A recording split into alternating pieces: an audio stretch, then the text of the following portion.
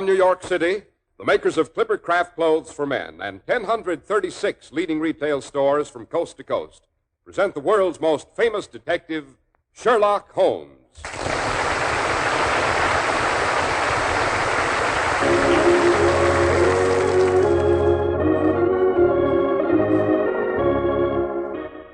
This week's adventure, A Case of Identity. Well, here we are as usual, about to pay our weekly respects to our favorite raconteur, the good Dr. Watson. What about tonight's story, Doctor? Tonight I have prepared a little challenge for you and our radio friends. Yes, the story I'm going to tell is one of Holmes' more mental adventures. It has its bizarre moments, of course, but still, all in all, its solution is fairly obvious. As you know, Holmes was the world's greatest master of the science of deduction. As a matter of fact, he unraveled this particular problem without moving from his armchair. I wonder how many of our listeners have learned enough of Holmes' methods to do the same. Well, I think I can make a fair stab at it, Doctor, if the clues aren't too involved, that is. Oh, no. All the clues are right out in plain sight, Mr. Harris. All you have to do is listen for them and make your own deductions. Oh, but before we become too involved with hidden clues, hadn't we better discuss a few clues to the secret of good grooming without straining the pocketbook? Good idea, Doctor. If you need a fine new suit for business or a good-looking sport jacket for weekend wear and really want your dollars to do double duty, here's how. Insist on Clipper Craft Clothes. Famous for stretching your dollars, for giving you positively amazing value, is the fine local independent store in your community that sells Clipper Craft. Despite rising costs of materials and manufacturing, you can still buy long-wearing, beautifully tailored Clipper Craft suits for only $40 to $47.50. Luxurious tropical worsteds for only $33.75 to $40, and smart sport jackets for only $26.50. It's the Clipper Craft plan and the Clipper Craft plan alone that makes Clipper Craft clothes possible at these low prices. Concentrating the buying power of 1,036 of the nation's finest stores from coast to coast, providing steady year-round operation, reducing manufacturing and distribution costs. And the savings go to you. Simply compare Clipper Craft with clothes selling for many dollars more.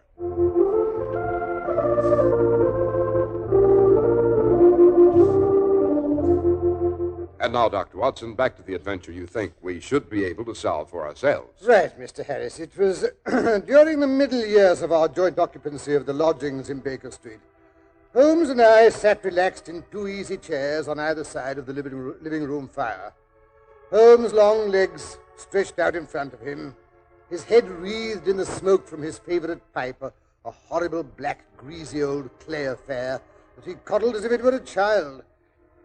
Well, we had just finished an excellent breakfast, and Holmes was in the philosophic mood that so often accompanies the process of digestion. Strange thing, life, Watson? Infinitely stranger than anything the mind of man could invent. Yes, I know that's one of your pet theories, and I dare you to put it to the test. Now, take today's paper. If you can find anything bizarre in that, I'll buy you a new smoking jacket. I don't want a new smoking jacket, Watson, but I'll take up your challenge. Choose any article, any paragraph at all on this page, and I'll guarantee to find something outlandish. Very well. Here, take the very first heading. Husband's cruelty to his wife. Now, there's a half column of print about that, but I know what it's about almost without reading it. There's the other woman, the drink, the push, the blow. No writer could invent anything more crude or commonplace. Your example, Watson, happens to be rather unfortunate. The husband was a teetotaler. There was no other woman, and the cruelty complained of was that he had the habit of winding up every meal by taking out his false teeth and hurling them at his wife, which you'll allow is an action any literary man would hardly be able to make believable. Well, maybe so, but that's just an exception.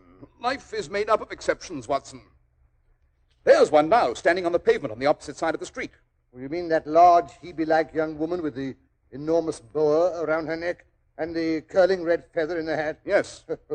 Well, look how she oscillates backward and forward, and the way she fidgets with her glove buttons. Oscillation on the pavement always means an affaire de coeur. She would like advice, but it's not sure that the matter may not be too delicate for communication. She's decided to take the plunge. Here she comes across the road like a swimmer leaving the bank. I say perhaps she's been seriously wronged. No, Watson. In that case, the woman no longer oscillates. She pulls out the bell wire to the front door. You hear that, Watson? Decidedly fluttery. The maiden is not so much angry as perplexed and possibly grieved. Oh, but here she comes. Come in, come in. I hope I'm not intruding. This is Mr. Sherlock Holmes, the detective. Yes? Won't you sit down? This is my friend and colleague, Dr. Watson. Pleased to meet you. Delighted. My dear young lady, don't you find that with your short sight it's a little trying to do so much typewriting? Oh, I did at first, and that's a fact. But I've got so now I know where the letters are without Oh, but how did you know? Someone's told you about me. Oh, don't look so alarmed, my dear. That's just a bit of detection. Mr. Holmes can tell things like that by looking at you. It's his way of showing off. Oh, I see, but it did take me aback, your knowing things like that. It's my business to know things. I knew you used the typewriter from the appearance of your fingertips and the double line pressed into the plush above your wrists. It was equally obvious that you're nearsighted from the marks left on either side of the nose by your pince-nez. So you see, my dear Miss... My name's Sutherland, Mary Sutherland. So you see, my dear Miss Sutherland, there's nothing terrifying in my conclusions. Well, no, not when you explain it like that. And now, perhaps you'll tell me why you came away to consult me in such a hurry that you managed to put on 2 odd shoes. Why, bless my soul, so I did. The right one's my Sunday pair. Yes, you must have been rather agitated when you left home. Yes, I did bang out of the house, and who wouldn't? It made me fair angry to see the easy way Mr. Windybanks, oh, that's my father, took it all. He wouldn't go to the police. He just sat there and said there was no harm done and everything would come right in the end. So finally I got mad and told Father I was coming to you myself. You say your father, but surely you mean your stepfather, since the name's not the same. Yes, he's my stepfather. Mother makes me call him Father, though it sounds kind of funny, him being only 5 years and 2 months older than myself. I see. How recently did your mother marry this Mr. Windybanks? Oh, about 2 years ago it was, Mr. Holmes, and I'll admit I wasn't very pleased, seeing as it was so soon after Father's death, and him a man nearly 15 years younger than herself. Enough to start complications in any home. Eh, Holmes? Right. But please continue, Miss Sutherland. I gather your father left your mother fairly well off. Yes, sir, he did. You see, Father was a plumber in Tottenham Court Road, and he left a tidy business behind him. After he went, Mother carried it on. Although I must say that William, Mr. Hardy, Father's foreman, did most of the work. And a good thing he made of it, too. This Mr. Hardy, was he your father's age? Oh, no, sir. He was just 2 years older than me. The fact is, we had a sort of an understanding till this here Mr. Windybanks came along. Oh, and he didn't approve of Mr. Hardy? Oh, it weren't that so much as that he didn't approve of the plumbing business. Said it wasn't high class. Oh. Mr. Windybanks is a very superior gentleman himself, Mr. Holmes. Travels in wines for Westhouse and Marbank, the claret importers in 10 Church Street. Oh, a real toff he is. I see. Yes, sir. So after him and Mother got married, he made us sell the business. They got £4,700 for the goodwill and the interest, but Mr. Hardy said it was practically giving it away. And so him and my stepfather had an argument, and my stepfather told Will to clear out and never darken his door again. Quite theatrical. Yes, my stepfather's like that. Well, Will says he's off to Birmingham, and will I come with him? And I says, well, I can't hardly be expected to leave me own mother. So then he gets mad and biffs off. Without giving you a chance to change your mind? Well, yes. And how is he doing in Birmingham? Very nicely, I hear. Got his own shop and all. Oh, not that I write to him. I wouldn't send him a word if I was dying, I wouldn't. Of course. Serves him right for not being more persuasive. Yes, sir. Oh, but that's neither here nor there, Mr. Holmes. Fact is, I don't know why I even mentioned Will Hardy. Except that I'm so upset in my mind, my tongue kind of wags on by itself. Let's see, where was I? Your mother had just sold the plumbing business for something over 4,000. You inherited part of that, I presume? Oh, no, Mr. Holmes. I've got my own money, outside of the plumbing business, that is. Oh? It was left to me by my Uncle Ned in Auckland. It's in New Zealand stock, paying me 4%. Gives me £100 a year, it does. Then the capital amounts to around £2,500. Yes, sir, but I can't touch that. Just the income. Quite a tidy little amount. I believe a single lady can do very nicely on £60 a year. Oh, I could do on even less than that, Mr. Holmes. I'm a good one at managing things. But so long as I live at home, I don't want to be a burden to them, so I let them have the use of it while I'm staying there. You mean you give the money to Mr. Windybanks? Oh, no, Mr. Holmes. I draws it out every quarter and pays it over to my mother. That's very generous of you, Miss Sutherland. Oh, it's no hardship. I do pretty well with what I earn at typewriting. Makes me quite self-supporting, as you might say. Yes, these independent, modern young women. Soon they'll be competing with men in business. Oh, no, sir. I'm sure I wouldn't presume to be as bold as that. Well, to resume, we find you are a young lady very comfortably fixed. Well, I'm not exactly rich, Mr. Holmes, but I'd give all I have to know what's become of Mr. Hosmer Angel. Hosmer Angel, eh? Quite a romantic name. Oh, yes. And he was romantic, Mr. Holmes. Recited Browning, he did. Sounds quite devoted. Oh, yes, sir, he was. I could swear he was. And now he's gone, too. Disappeared like into thin air. And naturally, I'm anxious about him, being as it's the second time I've been left in the lurch, as you might say. I feel a bit sensitive about it. Of course. Had you quarreled? Oh, no, sir. We was as affectionate as two cooing doves. Mother said it used to make her quite sick to watch us. Oh, not that she wasn't all for Hosmer. That she was. Helped me to keep it from father and all. Oh, then your father didn't know about this new admirer. No, sir. That is, not until later. And then he never really saw him. And how did you first meet this Mr. Hosmer Angel?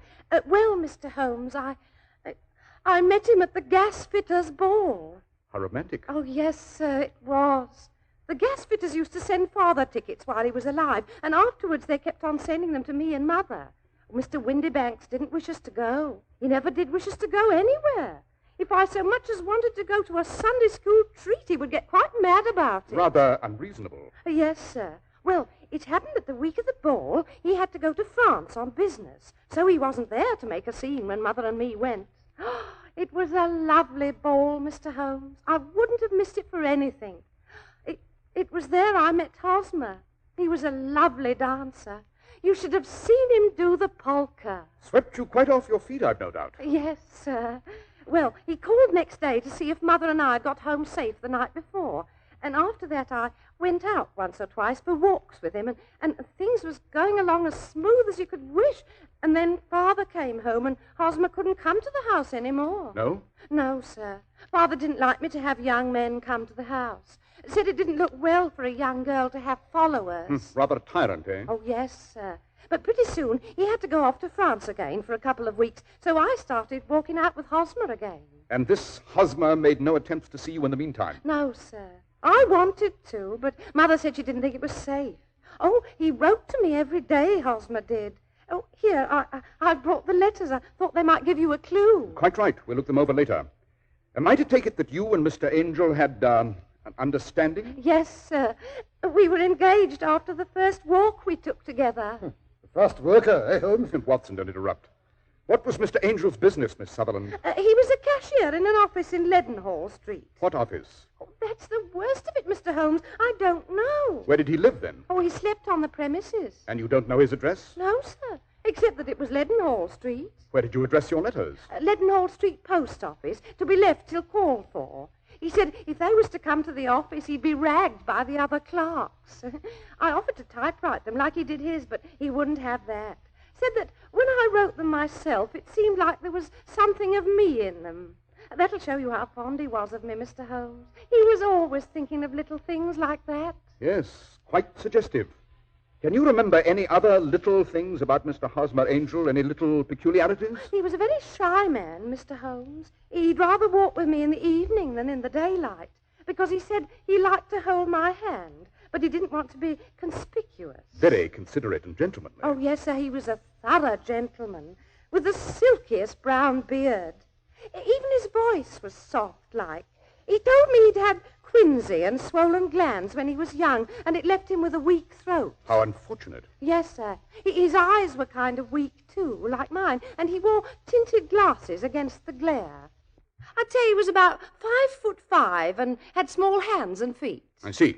And what happened when Mr. Windybanks, your stepfather, returned to France? Well, I wrote Hosmer, and he came round to the house, and he said I'd have to marry him before Father came back, as he couldn't stand the separation any longer. So I asked Mother, and she said, why not? Every girl was entitled to her own husband. Oh, Mother was all for Hosmer from the beginning, almost more than I was myself. So you got married? Well, no. Well, that is, not quite. Oh, what happened? Well, the wedding was set for yesterday morning. We thought it best to make it a quiet ceremony. It was to be at St. Saviour's Church, with a wedding breakfast afterwards at the St. Pancras Hotel. Well, about 9 o'clock, Mother and me was all dressed and waiting for Hosmer. I was a bit upset, I guess.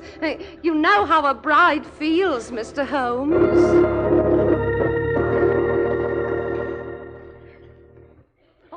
Oh, dear, I'm that nervous. I don't know whether I ought to get married or not. Don't you fret, Mary. All brides is like that. Why, when I was married to your father, I was so jumpy I split both me gloves. Oh, I know, but I haven't known Hosmer very long, Mother. Maybe I oughtn't to jump off the deep end like this. What's the good of waiting, Mary? Better get married now before your father gets back. Yes, I suppose so. Oh, dear me, I wish my shoes wasn't so tight. Shh, here comes Hosmer now. Don't he look handsome with that flower in his buttonhole and all? No, you stay here, Mary. I'll answer it. A bride should act shy-like on her wedding day. Good morning, Hosmer. How's the groom? Good morning, Mother. Oh, I'm fine. Hello, Mary. Hello, Hosmer. What's the matter? You look kind of white. Oh, I'm all right. How are you? Oh, I'm all right too, Hosmer. Well, we'd better be shoving off. I got a hansom waiting outside. Oh, but Hosmer, it's such a little way, and hansoms is expensive. Oh, you don't think that any bride of mine is going to walk on her wedding day? Now, who can that be?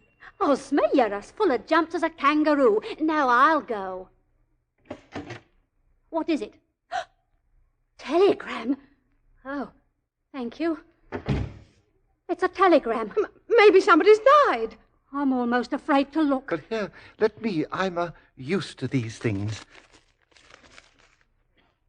Expect me home today. Erasmus G. Windybanks. Father's coming home. What if he gets here before... Now, don't lose your nerve. You're of age, remember, so it don't matter how he raves afterwards. Oh, Mary, promise you won't let him tear us apart. No. Swear it, Mary. Now, where's the Bible? Mary's carrying mine, the one I got married with, both times. All right. Now, put your left hand on that Bible and swear that whatever happens, you will always be true to me and to me only. But what could happen? Oh, you never know. Now, swear it, Mary, for my sake. Swear it. Yes, Mary. Why not do as Hosmer asks? All right, I swear. Oh, good. Now then, let's get on with it. Yes, Hosmer. Oh, dear. Is my bonnet on straight? Yes, only hurry. Mr. Windybanks may get back any minute. Mary, don't forget your flowers. No, Mother. Well, hurry. Now, here's the cab. You first, Mother. Now, easy, don't upset the cab. Now, Mary. That's right. Aren't you coming too, Hosmer? No, there isn't room. I'd muss your dress. I'll hail another cab. Oh, yes, there's a four-wheeler now. Hey, cabby! Now, you go on. I'll follow after. See you at the church, Hosmer. St. Saviour's driver. Yes, Hosmer got the other cab. It's foreigners. Oh, my knees are knocking together like anything. Now, hush up, Mary. Anyone would think you didn't want to get married. Well, maybe I do, and maybe I don't. Well, just hold your breath and it'll be over in no time now. Here's the church.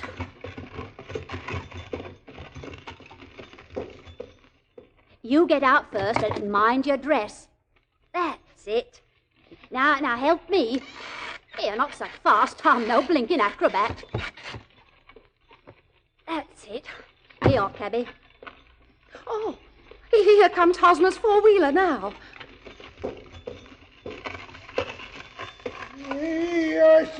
St. Saviour's like you asked for. Why doesn't he get out? Give him time. Maybe his knees is shaky, too. Come on, sir. What ails the man? Mother, something's wrong with Hosmer. Oh, stuff. I'm going to see. Wake up there. I'll speak to him, cabby. What? The cab's empty. What? Something's happened to Hosmer. He's gone and left me waiting at the church.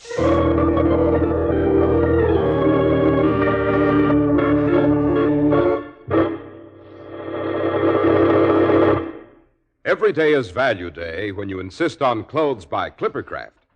Yes, we have to know our values are really great when we suggest you compare Clippercraft with clothes selling for very much more, which is exactly what we do suggest.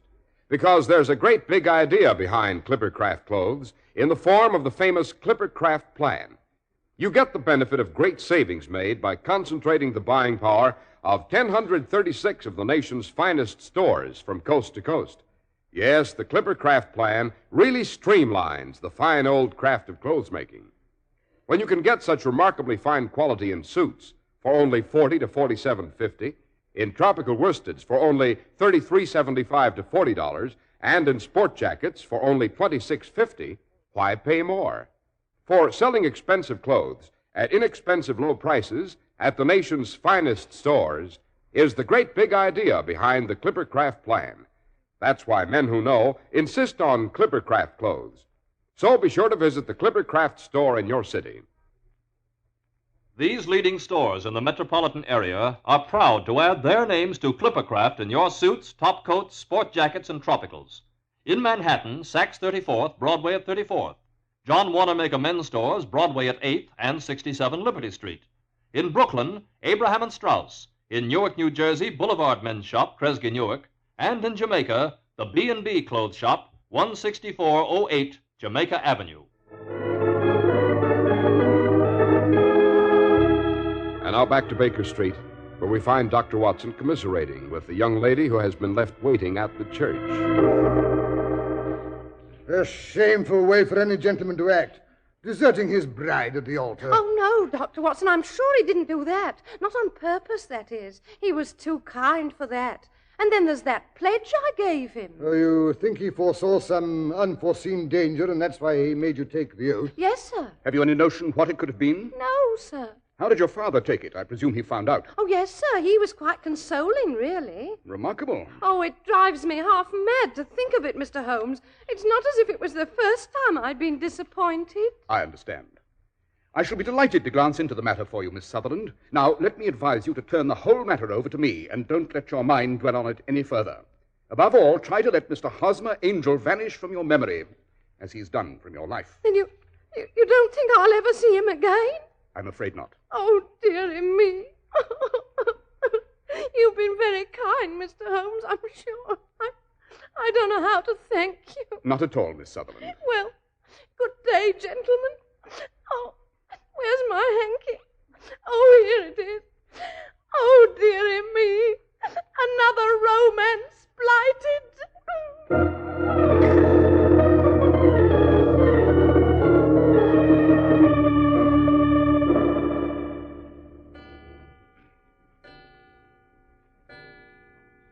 Holmes, what a horrid mess of bottles and test tubes. That smells of hydrochloric acid. Marvelous, my dear Watson, marvelous. I don't believe you've buzzed out of this room since that poor young lady left early this morning. No, it wasn't necessary. Then you've solved it? Certainly. It was bisulfate of baryton. No, I mean the mystery of the disappearing bridegroom. Oh, that. There never was any mystery in that affair, Watson. Pretty self-evident, don't you think? Oh, no, can't say I do. Oh, really? But I let you look at Mr. Hosmer's love letters. But they were typewritten, even to the signature. Yes, that's what's really suggestive. Now, what's that? Mr. Windybanks, I fancy. Well, you mean the girl's father, stepfather? Quite. I sent off a note to him this morning to his place of business. But I must say, Holmes... And this afternoon I received this businesslike reply on West House and Marbank Stationery saying he'd be here at 6 o'clock. Come in, come in. Ah, Mr. Windybanks? Yes, Mr. Holmes? This typewritten note was from you on which you set the time for this appointment at 6 o'clock? Yes, Mr. Holmes. I'm afraid I'm a trifle late. It's about Miss Sutherland's missing suitor, eh? Quite. I'm sorry she's troubled you, Mr. Holmes.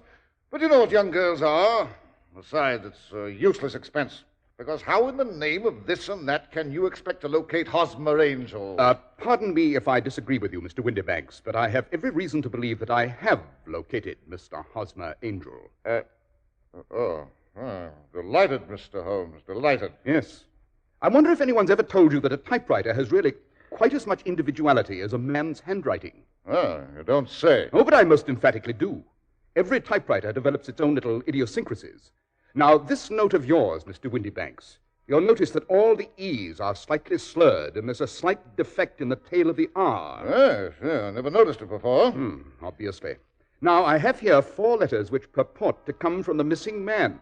In all of them, the E's are slurred and the R's tailless. Well, I didn't come here to waste time with fantastic talk like this. If you're going to catch the man, catch him.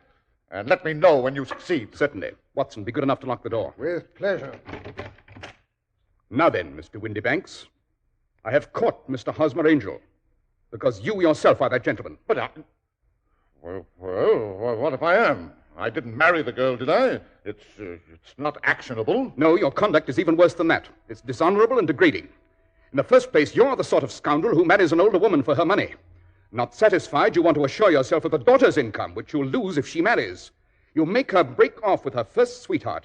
And when you see it's going to be impossible to keep others from falling in love with her, you arrange to do so yourself. Well, it was only a joke at first. I failed to see any humor in it. Well, I didn't know she'd fall for me like that, did I? You made the girl swear she'd be true and wait for you. And then you played the cad and disappeared. Well, maybe so, and maybe not. But I'm not breaking any laws. And as long as you keep that door locked... Quite so. Should you care to call a policeman? There's one in the street below. I'm sure your employer, Mr. Merrill Marbanks, who, by the way, is an old friend of mine, will be very interested in your little joke. Oh, no, Mr. Holmes. You couldn't tell him. I'd lose my job and my social standing. Quite so. I'll keep quiet on one condition. Oh, yes, sir. Anything at all. You are not to discourage any more of Miss Mary's suitors, past, present, or future. Oh, no, Mr. Holmes. I wouldn't think of it. It was all just a little game, you see. Yes. Well, the game's over. Watson, you may show the gentleman out. Right. Now then. Yes, sir. Well, good day, gentlemen. I hope you won't hold any hard feelings, Mr. Holmes. And if you ever... Come along, no loitering, or I'll boot you downstairs. I'm a good man to do it anyway. Well, I'm going. The filthy blackguard. I say, but I still don't see how you spotted the man. That typewritten letter, Watson, particularly the signature. Obviously, the man wanted to disguise his handwriting, which would have been familiar to the girl. Well, whose handwriting would have been familiar to her? Answer, the father's, as he was the only man she was allowed to come in contact with. Well, it's really quite simple when you explain it. Oh, by the way, are you going to tell the girl? I? No, heaven forbid. I shall let Mr. Will Hardy of Birmingham have that privilege. I wrote him the facts of the case this morning. No, he'll be able to persuade her to believe it. I never could. Holmes, you're a moral coward. Perhaps, Watson. You remember the old Persian saying, "There's danger for him who taketh the cub of the tiger, and danger also for whoso snatches a delusion from a woman."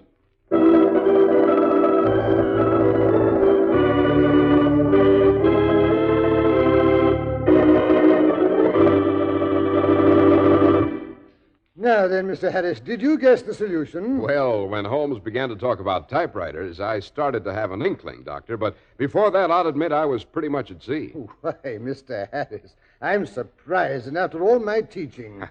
Well, how about giving us a hint about next week's story, Dr. Watson? Yes, Mr. Harris. Next week, I think I'll tell you about a particularly complicated case of violent and untimely death that Holmes and I ran across on what started out to be an uneventful excursion up the Thames. I call it the complicated poisoning on Eel Pie Island.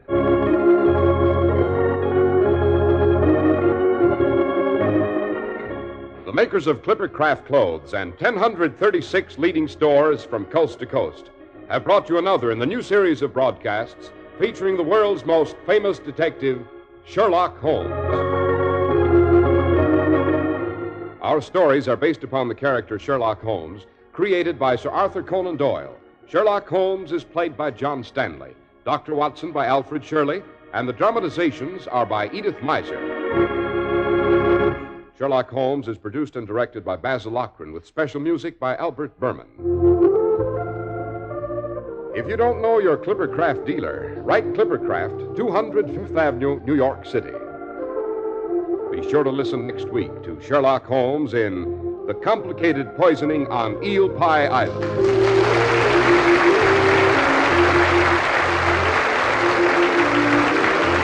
This is Cy Harris speaking for Clipper Craft Clothes. This is the network for the Indianapolis Speedway races on Monday, the Mutual Broadcasting System.